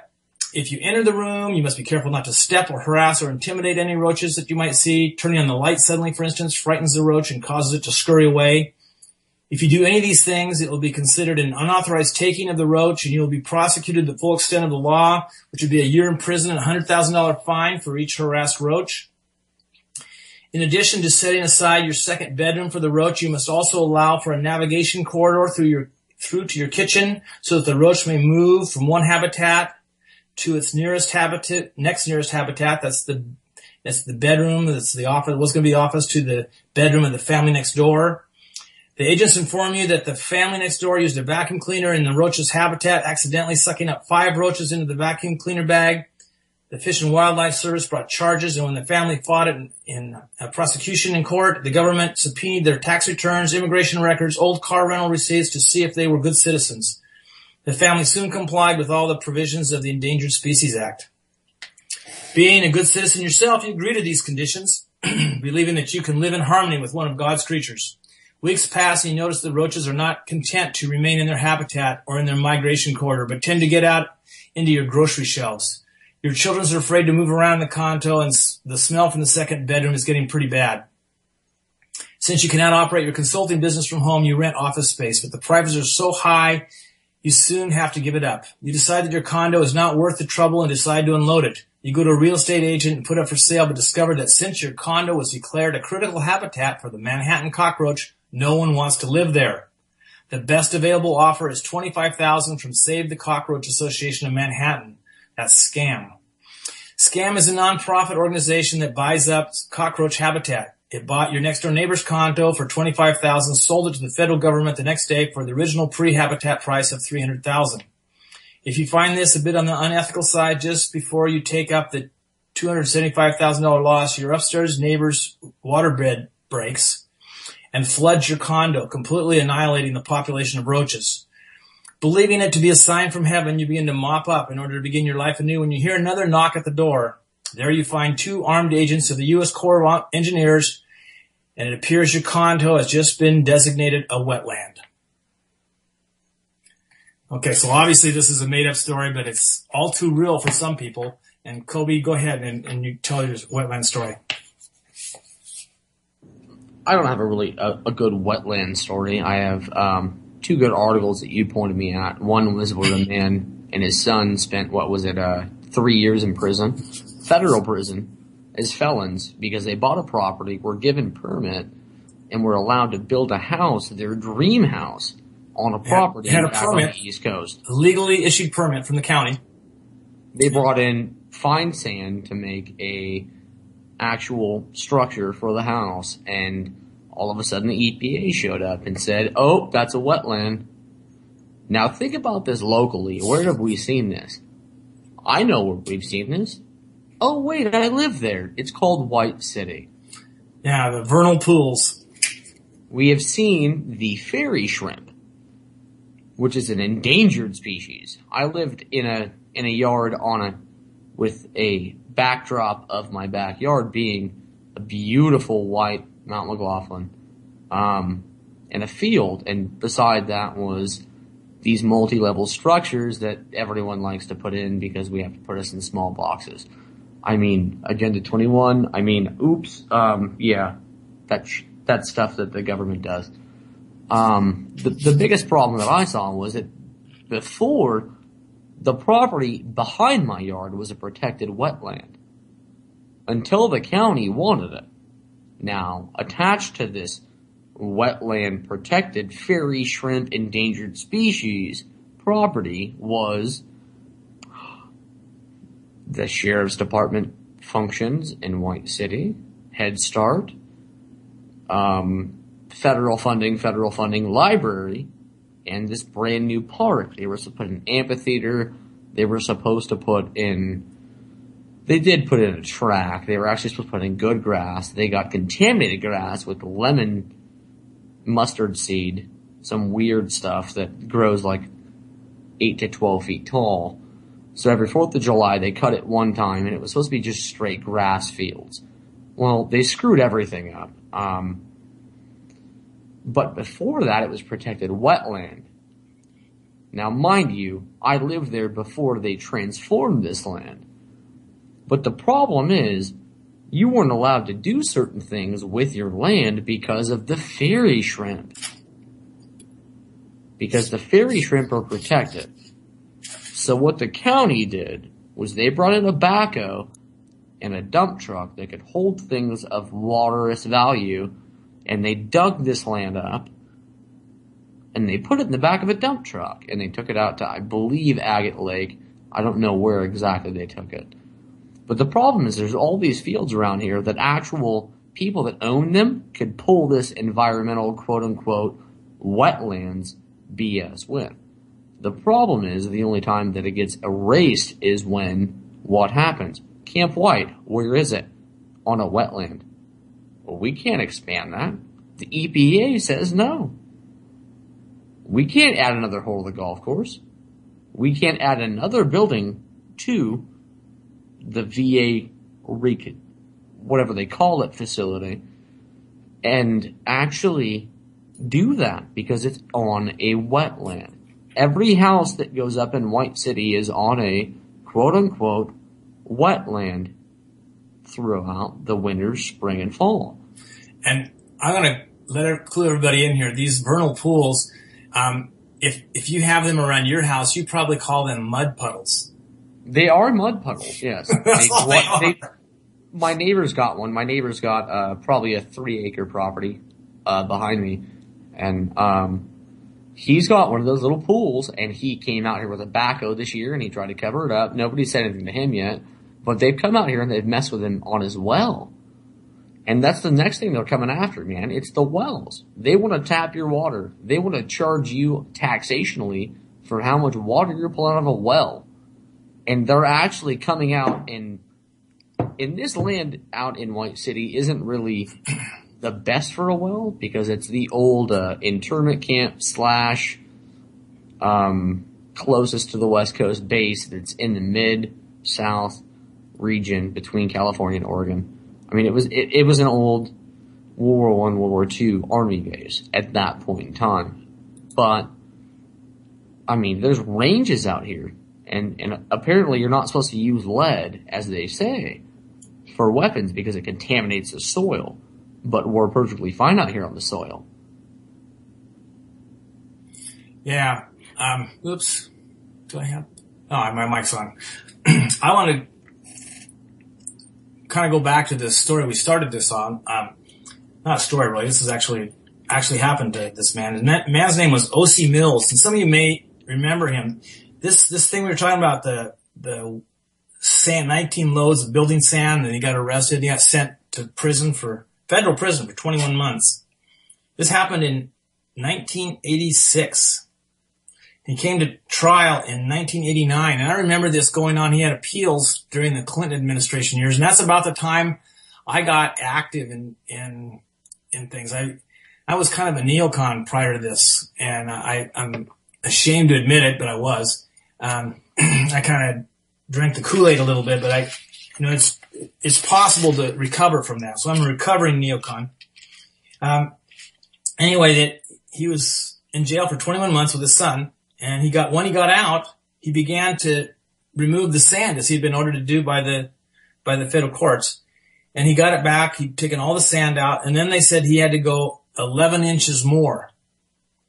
11 inches more is a hell of a lot of dirt. It's going to cost you more money. So he protested, and he said he wanted to get an evidentiary hearing to determine the original wetland elevation. So he went back to court, and he had a different judge this time, and this judge determined the property was probably never a wetland for the purposes of the Clean Water Act. This guy had spent 21 months of his life in a federal prison for some arbitrary whim of a judge in a court. And you want to ask why I have little respect for courts and law enforcement people. This is the judge's written opinion. This is part of it here.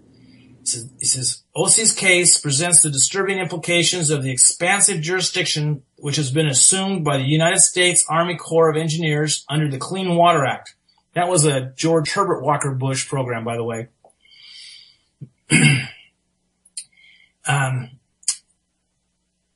This is under the Clean Water Act is in a reversal of terms that is worthy of Alice in Wonderland. That was his own words. The regulatory hydra which emerged from the Clean Water Act mandates in this case that a landowner who places clean fill dirt on a plot of subdivided dry land may be imprisoned for the statutory offense of discharging pollutants into navigable waters of the United States. And that's what happened to this man. And tell you a little bit of history on this guy. He was a Korean War veteran. He volunteered to bleed and die for this country. He fought for this country in a war. And this is how they treat him. And sadly, O.C. Wells passed away January 2013. Our country used to be full of people like O.C. Wells. He would fight and fight and fight for what he felt was right. He was a really good man. We posted a story about this on our Facebook page, and I think all of you should read it. It was written in 1999,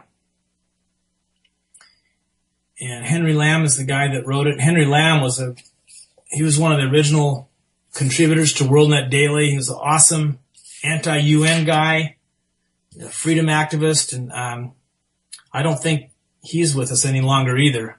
But I wanted you to know that the kind of person that Ossie Mills is the kind of person that Cliven Bundy is. He says, no, I'm making my stand. This is something worth dying for. And he had thousands of people there Saturday who thought that he was right. And they said, you're going to shoot us and you're going to throw us in prison? Well, you're going to have to do that because we're not going home. You're the ones that are going home. We demand it. They didn't ask him to go home. They said, we demand it. Now, I'm going to go back in time a little bit. 1774, April 19th. Now, we are coming up on the anniversary of the day the shot was fired, heard around the world. It was April 19th, 1774, I believe. Could have been 1775. Sometimes I get those.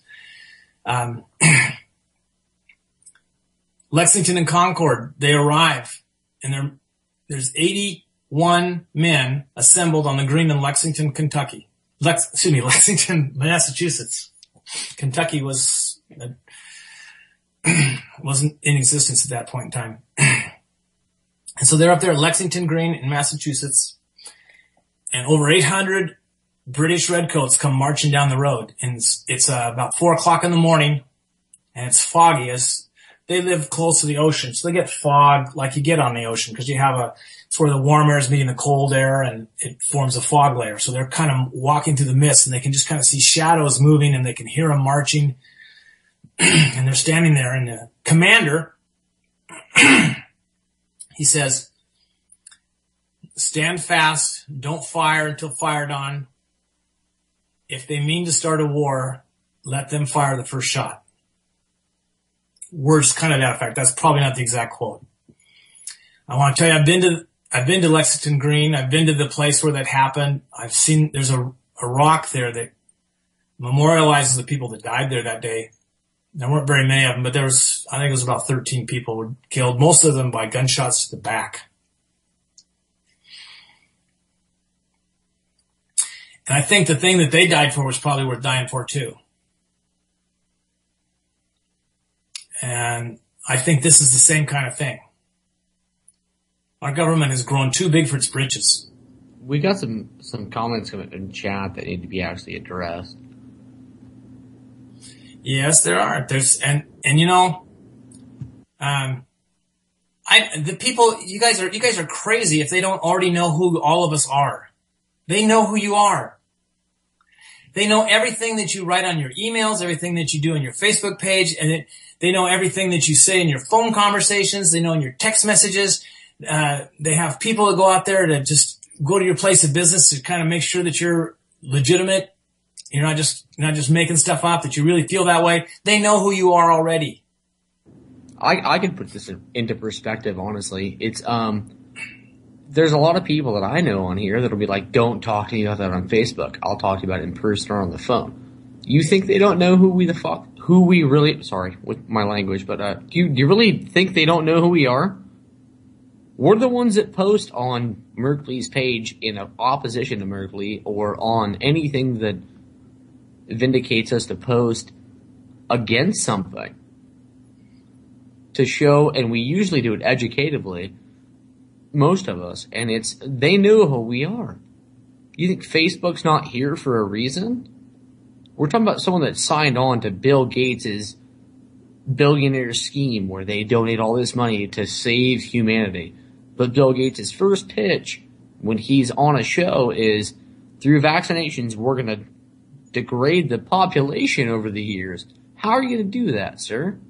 How are you going to do that? Chuck, I mean, you're up to date on most of the stuff like I am. This entire situation is a psyop, and people are saying this, and they're very true. What they're doing down there is they're testing what will happen, how much resistance and how much is on call. And all they're doing is watching every single line of everything we're saying. If you are actually a friend of mine on Facebook, if you notice, I haven't posted shit in 3 days. I have posted very little of anything. I started posting it, and I saw what was going on, and what I saw was disinformation to draw more people towards. That put me on alert to say, hey, I don't need to go there right now. This is Facebook. Yep, and I'm going to add that some of these comments in here, they're pretty interesting. I don't think we should live in fear. I think we should keep the government living in fear. Remember, when the people fear the government, when you're afraid to go to something like this because you're afraid to be recognized and identified, you've already lost. One of the people from there has been identified, actually. Find yourself living in that kind of fear, and you're that far afraid, you're not willing to do anything about this. I suggest you find a foreign country, a safe foreign country, and move there, because they know that they can have you whenever they want you. So and they know that you don't agree with what they're doing. They already know all that. They're just waiting until there's nobody left to stand up for you, and then they're going to come for you. You've been warned. I'm not trying to do this to stir up trouble. I don't think we should be out there using violence and force against them, but I think that we should stand up to them, tell them we're not afraid and we're not going to back down. And the rights, we have our rights, and we intend to enforce our rights and keep our rights. I have a totally interjective voice here, sir. Yeah, there's one more story. This is the case history. And one more I want to go through before the end of the program. And these are from 30 years ago. The ones I'm telling you about. This is from when I remember these stories from when I was first becoming really active in political actions, because I was seeing, wait a minute, this isn't supposed to happen. And we didn't do enough when these things were happening then. We didn't stand up and do enough then. So we're paying for it now. They're coming back. It's much, much, much worse now than it was back in 1989, 1990. If there was a Republican in the White House who said, hey, these people must be troublemakers or whatever, because we're in charge here. So everything's got to be cool, right? It doesn't have, when I was in that false paradigm then, I'm out of it now. I understand it doesn't make a difference who's there. They're all crooks. Power doesn't only corrupt people, it attracts corrupt people. So this is a story about a man named John Pozgai, and I think I'm saying that correctly. He's a Hungarian immigrant. Is that the article you sent me? Yes. He was employed as a truck mechanic. He had a little shop at his house, and he lived in Pennsylvania.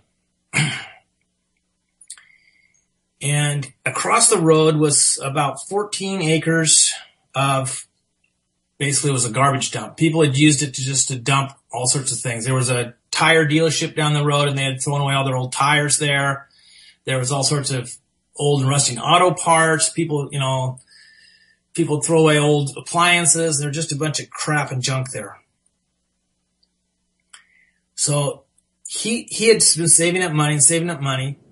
Chuck, the description that was given in the article was actually a landfill.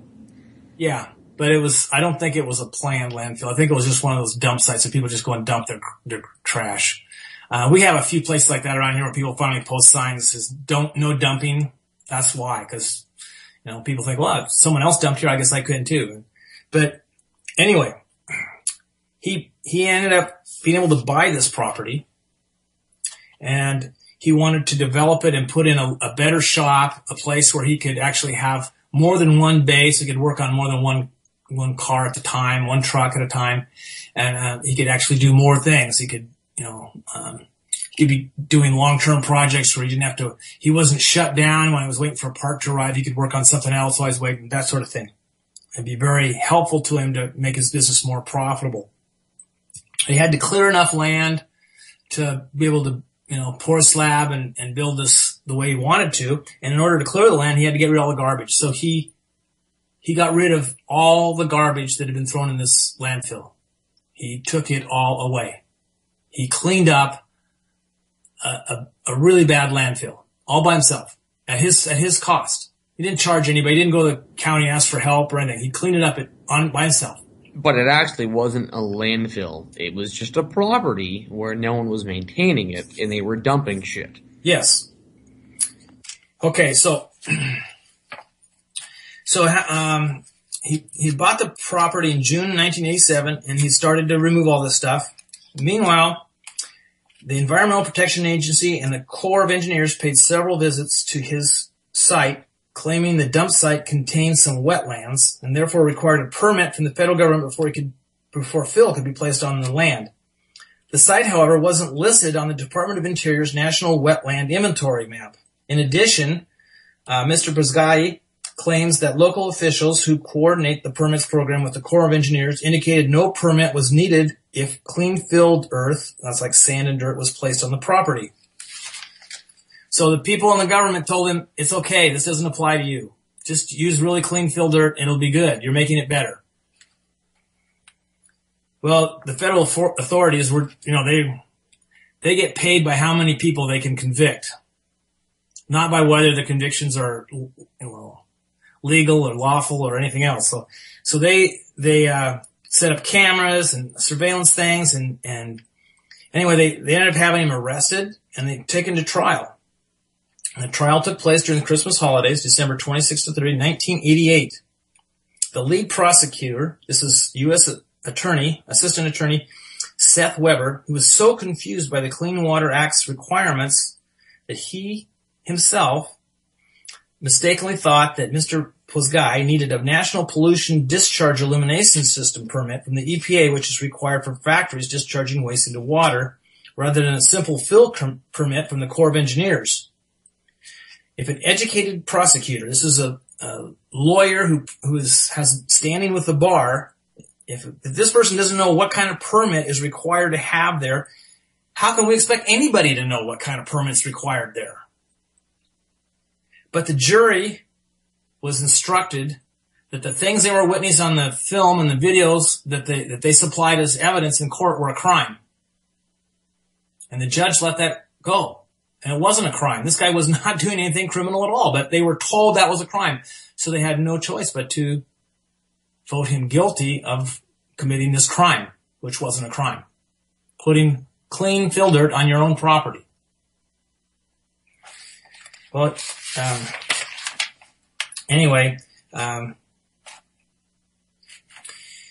the time when he was sentenced to prison, he had actually had a after the fact permit that because he had been apprised of the fact that he needed a permit, so he had gone and after the fact had applied for one, but they had not granted it yet. They kept it in a pending file so they could prosecute him. This is our government. This is how they act. This is the same crap they're pulling now. They haven't changed their modus operandi one bit in 30 years. They're out of control. It has to stop. I'm 62 years old. I want my grandchildren to grow up free. And if some of you people are afraid to do anything, man, I just don't have any respect for you. Wait a second. You're 62 years old? Yeah, I am, Colby. I'm 62 years old. I take good care of myself. I can't afford I don't health take good care of insurance. myself, but I'll tell you this. I pray I look like you at 62. Because I would have thought you were late 30s. Oh, thanks. I take good care of myself because I can't afford health insurance. Actually, I can, but I think it's a waste of money. It's a lot cheaper just to live healthy. So, eating good food is a lot cheaper than paying medical bills and for medical insurance.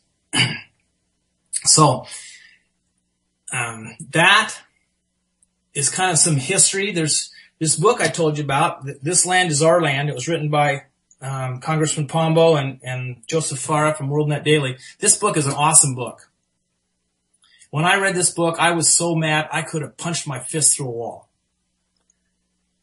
They have used the Commerce Clause to extend federal authority in almost every aspect of our lives. They used the Clean Water Act to establish national waterways as avenues of commerce. So any place you had water that fed into a navigable river, it came under the jurisdiction of the federal government. So if you had just a little tiny trickle of a creek, like the one that Miner Dave was working his claim on, that isn't much of a creek. I mean, I think during the winter when they got a lot of water run down there, maybe it's, it'd be maybe waist high and maybe, 20 feet across or something. But it's not much of a creek most of the rest of the time. It's something you can walk across on the rocks on the top of the rocks. I really want to say something on this one. Okay. So look at all those taxpayer paid for dams that we've removed that go on our electric bill, right? What are they trying to do now? Because of drought issues, they're trying to put the dams back in. Why are the dams there in the first place?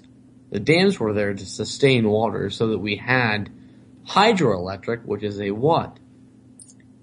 Cheap energy. Renewable, and the cheapest energy there is on the renewable resource. It's a renewable resource. We have ladders. The fish know how to jump the ladders. They're taught how to jump the ladders by their predecessors. Those dams weren't killing any salmon. There were plenty of salmon going in the hatchery up at the big dam at Las Vegas. Now we've got issues with the other fish that's actually killing off the salmon because it eats their eggs. The sucker fish. So Plecostomus pretty much is coming up the dang river because the dams aren't in their way. They're just rolling up. And now we have a problem with those actually dwindling the salmon population. It's a give and take. I mean, unfortunately the enviro nuts don't realize that the repercussion of the things they're doing. I mean, an owl hooting in a forest doesn't really constitute the lack of woodland security we have. Because the problem is, you know, like I know, we could actually log that forest and gain more money if the federal government would come to the fact of states' rights. Yeah, and according to Loma and Ray, we could put one mill to work 24/7, 365, just by going around and logging the logging roads 300 feet back, which is legally allowable under the Forest Preservation Act or whatever it's called, as a fire prevention measure, just by cleaning out the brush and logging back the 300 feet on either side of the road, on the logging roads, would create these fire break barriers. You're talking about the barriers they were talking about when you and I first met. Yeah. What that is there's Give actually false a grant speech, yeah. for each person that is in a fire zone, that they actually, if they're a property owner, they can actually get a grant to do it themselves or have someone else do it. Clear cut / brush cut the roads up to 300 feet back on their properties. Mm-hmm. No one knows they're there, and what's happening is Loman Ray spoke about this in that Butte Falls meeting. They're misallocating these funds and using them for other things because they're not being taken advantage of. Yeah, and the people living like in Butte Falls, for example, I know we have a couple listeners up there, I think, not every week, but a couple, Debbie Myers lives up there and a couple of her friends. Anyway, Loman Ray said that if they really had a fire on that road that leads into Butte Falls, it would be damn hard for those people to get out of there without burning up. There are back roads one way out. That's about it. There's some back roads they can get on. No, but if they're forced on fire, those are even more dangerous. Yes. No, it is, honestly. And that's the thing is they've had that up there before. They've got a burnt area up there that happened one year that's right behind the city of Butte Falls. And now it's like beautiful hunting ground because you can sit up there in the evening and you can pick bucks off whenever you want to. It's really nice. But at the same time, it's also, it's something to say because that was so close to Butte Falls. And if it would have came down the mountain, they could have had a bad day. And there's people like Mr. Harrington who would say, hey, BLM, take the water out of my pond. Take the water out of my pond. And then they get chastised against by our county government, which is out of their realm, saying that he cannot hold these ponds. So technically, if you think about it, the cases that we just went over, Chuck, in accordance with those, he actually created a wetland, didn't he? Oh, yes, I think so. He should have been appealing to them saying that you can't have me dismantle this because it's a wetland. Oh, great point, Cole. It has not been done. It has not been tried. It's like using judo. We can use their laws against him. Well, I hear the bump music. We're done for another week. Thank you, everybody in chat. Thank you for listening. Thank you to Joan Lewis and Vince Easley from What Matters Worldwide on UCY TV. See you all next week, everybody.